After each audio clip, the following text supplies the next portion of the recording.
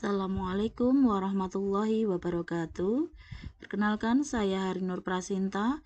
Saya akan menyampaikan aksi nyata modul 1.4 tentang budaya positif, yaitu diseminasi kepada rekan-rekan guru di SD Negeri Sibila Barat, Kota Surakarta. Selamat menyaksikan. Kegiatan diseminasi saya awali dengan berkonsultasi dengan kepala sekolah untuk meminta izin kepada beliau untuk saya melaksanakan kegiatan diseminasi dengan rekan-rekan guru.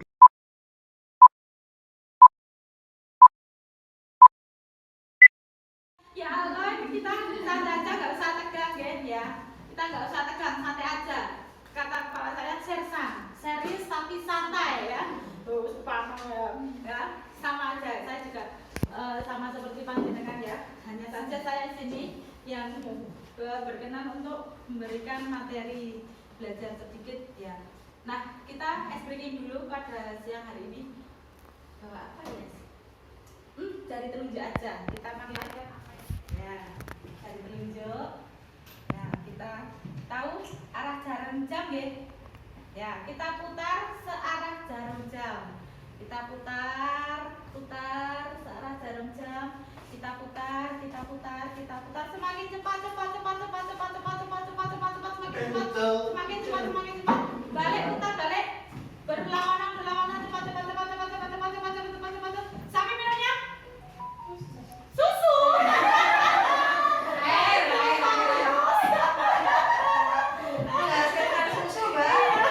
Sapi minumnya susu, betul. Kalau masih kecil ya, anak sapi itu minumnya susu sapi ya. Tapi sapi itu minumnya air ya. Oke, ya Papa sudah fokus ke.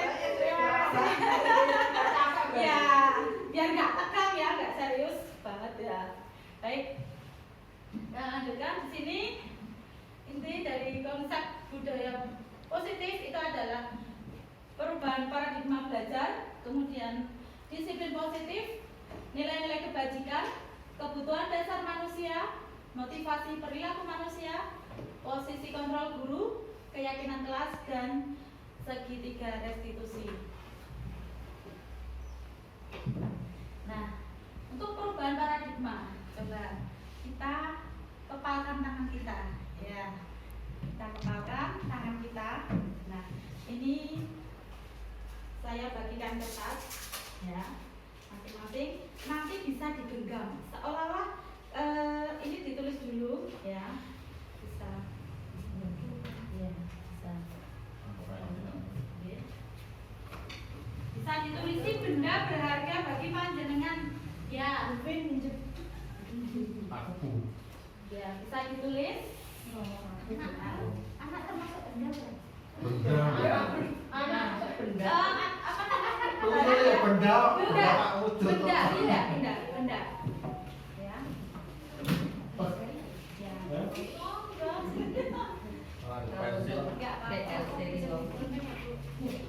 Katanya masih kurang? Bisa dilihat ya. Yang sangat berharga. Kalau sudah direbut terus dengan genggam. Digenggam, boleh tangan kiri, boleh tangan kanan, ya. Dengan kiri, boleh tangan kanan. Pokoknya jangan sampai orang lain nanti ketika mengambil tidak bisa. Nah, wah ini Pak Pati tidak ada temannya ya. Misalnya cowok sendiri. Nah, ini nanti bisa berpasangan, ya, digenggam bergantian. Nah, misalnya misalnya Bu Pipi nanti sama siapa? Bu Nanda. Nanti bergantian salah satu mencoba melepaskan kepala tangan itu tadi untuk meraih sesuatu yang ada di dalamnya. Jadi bergantian, misalnya yang mau diambil siapa, ditukar dulu, ditaruh dulu. Salah satu aja, maksudnya ini jenengan apa? Ya, digenggam, sana. Panjenengan berusaha untuk melepaskan, untuk mendapatkan kertas di dalamnya itu sekuat tenaga. Maksa. Iya, makanya terserah pakai cara. Iya, nggak apa-apa ya. Ya,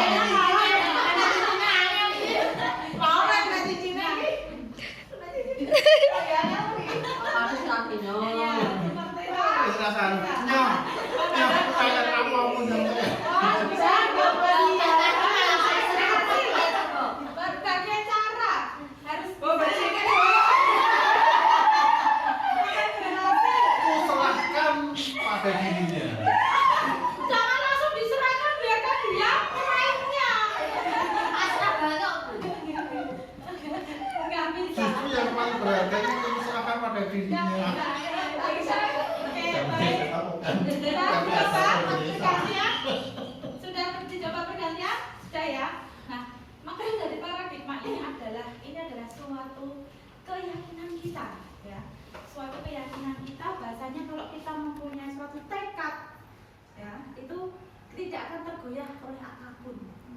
Ya, jadi makna dari kegiatan ini adalah itu tadi ya. Kalau kita push ya seperti itu. Tadi yang mau digelitikin, ya mau ditarik-tarik, mau diapakan, nah itu sebuah tantangan, sebuah hambatan ya bagi kita untuk mencapai suatu tujuan atau mempertahankan apa yang menjadi keinginan kita. Nah, itu kita sampaikan juga kepada anak-anak ya, pada murid-murid kita bahwasanya kita selalu menyampaikan anak-anak itu harus punya cita-cita ya, punya semangat ya, jangan sampai ini loh terutama setan gepeng, nah itu ya.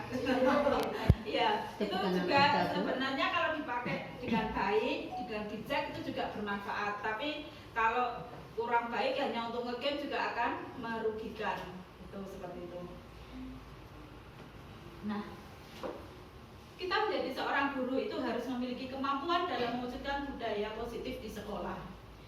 Budaya positif tersebut harus kita jalankan dengan menerapkan konsep-konsep inti seperti hukuman dan penghargaan. Lalu bagaimana posisi kita, posisi kontrol kita sebagai seorang guru ketika menghadapi masalah kepada murid-murid kita. Lalu dengan pembuatan keyakinan kelas atau sekolah ya sebagai suatu batasan supaya apa? Kita ketika di kelas maupun di sekolah itu mempunyai suatu keyakinan bahwasanya tidak hanya sebagai aturan, tapi kita punya keyakinan yang tidak sebagai nanti mendapatkan hukuman seperti itu. Lalu tidak apa-apa. Dan terakhir adalah penerapan segitiga restitusi dalam menyelesaikan masalah. Nah, lalu apa makna disiplin? Disiplin itu berasal dari bahasa Latin yang artinya disiplina, yang berarti belajar ya. Jadi sebenarnya disiplin itu belajar, namun ada makna konotasinya. Disiplin itu bukan disiplin diri dari murid-murid Sokrates dan Plato.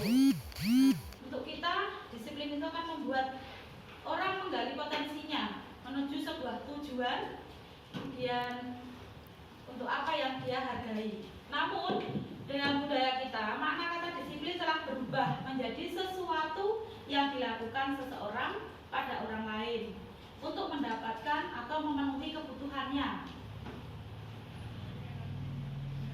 Nah, kecenderungan umum adalah menghubungkan kata disiplin dengan ketidaknyamanan. Jelas ya, kita terutama udah jujur-jujuran aja ya. Bahasanya dengan presensi, nah itu intinya kan kita jadi nggak nyaman, tapi itu sebuah disiplin kita. Betul apa betul? Betul. Kita harus datang tepat waktu, ya tidak boleh terlambat. Telat 1 menit juga sudah ada hitungannya, ibaratnya seperti itu. Pulang tidak boleh mendahului, tapi nek melebihi sangat boleh sekali ya.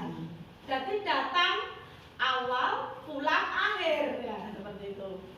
Nah itu membuat kita tidak nyaman. Namun bukan jadi dengan apa yang kita hargai atau pencapaian suatu tujuan mulia.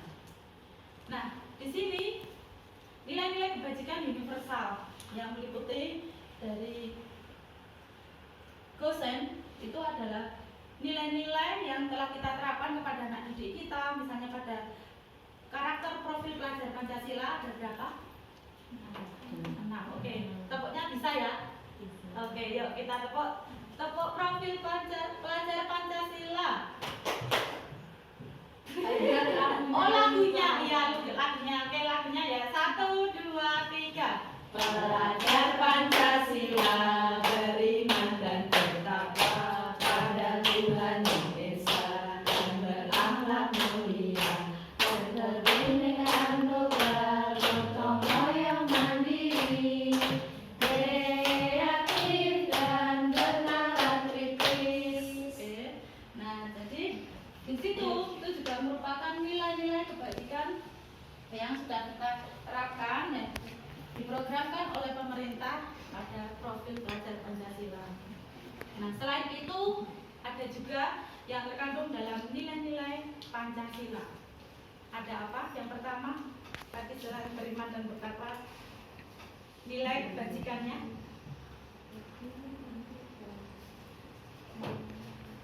pertama apa? Sila pertama apa tah?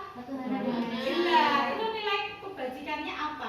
nilai ketakwaan, apalagi Keimanan. apalagi Toleransi. toleransi, betul, apalagi kerukunan. Nah, itu juga termasuk sebuah nilai kebajikan. Kemudian ada lagi nilai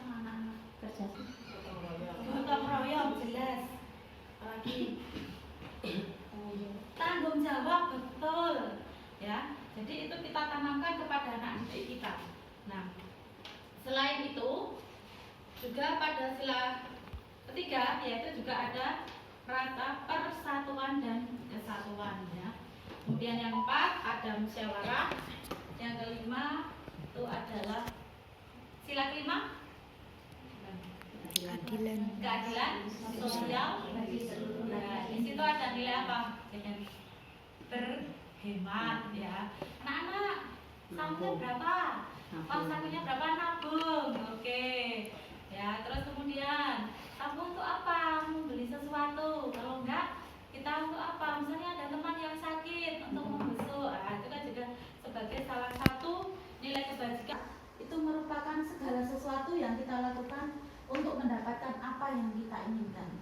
Jadi seluruh tindakan yang kita lakukan itu dalam rangka memenuhi kebutuhan dasar dengan baik. Contohnya apa? Contohnya apa ya? Kebutuhan dasar kita. Makan, minum boleh. Apalagi pakaian, tempat tinggal, apalagi olahraga, betul. Kerja, apalagi kita kelompokkan jadi apa? Yang pertama, ya. Berarti apa mas? Nah, tadi yang makan, minum, pakaian itu masuk dalam bertahan hidup, kebutuhan dasar tahan hidup, ya. Tahan hidup. Kemudian yang kedua adalah kasih sayang dan rasa diterima. Kadang kita merasa nggak sih murid-murid kita, ya mohon maaf mungkin ya dari latar belakang keluarga yang kurang harmonis atau mungkin broken home seperti itu, ya. Kadang mereka itu sampai terbawa di sekolah. Anak itu apa? Misalnya murung, atau mungkin bisa jadi temperamen, atau mungkin dia berbuat betul, yang jelas untuk mencari perhatian kita, mencari perhatian di sekitarnya, sini sana sini.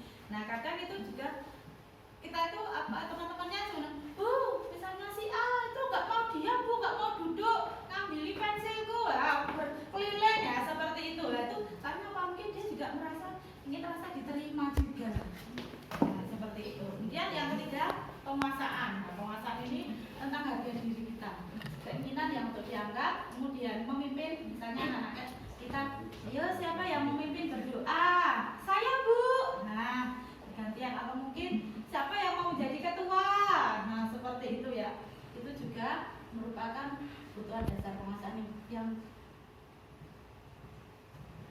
keempat adalah kebebasan, yaitu mandiri. Jelas, ya, kita mendidik anak-anak untuk mandiri, kemudian memiliki pilihan, mencoba hal baru, dan yang kelima adalah kesenangan. Itu apa? Kesenangan bermain humor. Nah, tadi refreshing itu berarti masuk dalam kategori yang mana? Kesenangan, betul. Misalnya anak-anak kita, ya, murid-murid kita, loh, Bu, aku mau mengerjakan di luar, tapi bukan karena dia tidak mengerjakan dari rumah, ya, tapi dia di kelas nggak bisa mengerjakan dengan fokus, dia di depan seperti itu. Boleh nggak? Anak-anak kita boleh nggak? Ayo, Bu, aku mengerjakannya di luar, ya. Bu, aku mengerjakannya dengan posisi misalnya ndosor, seperti itu, boleh nggak? Ayo, boleh nggak? Boleh nggak seperti itu? Kadang-kadang kan kita sekarang kan kita harus mengubah image kita, ya, mengubah mindset kita bahwasanya sekarang itu harus beralih di kita sebagai guru, ya. Seorang guru itu harus bisa apa? Melayani semua kebutuhan peserta didik kita. Maksudnya nggak satu-satu itu enggak, tapi kita nanti akan mengelompokkan. Oh misalnya ABC dia auditory, terus kemudian DEF dia visual. Nah seperti itu kan kita nanti akan masuk ke dalam pembelajaran di sana. Selanjutnya teori motivasi perilaku manusia. Nah tujuan dari motivasi perilaku manusia yang pertama itu jelas untuk menghindari ketidaknyamanan atau berupa hukuman. Ya jelas kalau itu nggak nyaman. Seperti kita datang terlambat misalnya, yuk tunggu dulu di luar mengerjakan misalnya berapa menit, atau misalnya tidak mengerjakan tugas, kerjakan di luar atau dikerjakan berapa kali. Nah seperti itu anak-anak akan merasa apa? Tidak nyaman. Nah kita sebagai guru itu hanya sebagai motivasi eksternal kepada anak, jadi bukan dari guru dalam anak. Dan yang kedua, untuk mendapatkan imbalan dari orang lain atau institusi. Nah di sini biasanya kalau misalnya kelas kecil, ini guru kelas kecil kelas 1, oke. Nah biasanya dikasih bintang atau kasih poin atau kasih apa ibu? Itu enggak berlaku. Atau misalnya kasih apa namanya kayak bagus, pintar. oh gitu. Jadi misalnya kalau misalnya bintang itu enggak berlaku. Misalnya bisa menjawab atau misalnya apa, berhasil mengerjakan awal, kasih poin, kasih bintang, ditempel. Nah, oke. Ya itu bagus ya, itu berarti termasuk apresiasi ya, bukan sebuah imbalan, tapi apresiasi dan imbalan atau hadiah itu berbeda, begitu nggih? Itu motivasi secara eksternal. Kemudian yang ketiga, untuk menghargai dirinya sendiri. Menghargai dirinya sendiri, jadi apa? Mampu akan tetapi cakap untuk memerintahkan diri sendiri. Nah, karena apa? Sebenarnya tantangan terbesar itu adalah diri kita sendiri. Mau apa enggak? Nah, eksekusi. Nah, kalau begitu apa yang harus kamu lakukan? Misalnya seperti itu. Murid akan berpikir, baik Bu, saya besok akan datang tidak terlambat. Saya akan bangun lebih awal. Nah, misalnya karena apa? Tidurnya dia terlalu malam. Belajar bukan ngegame atau nonton TV seperti itu.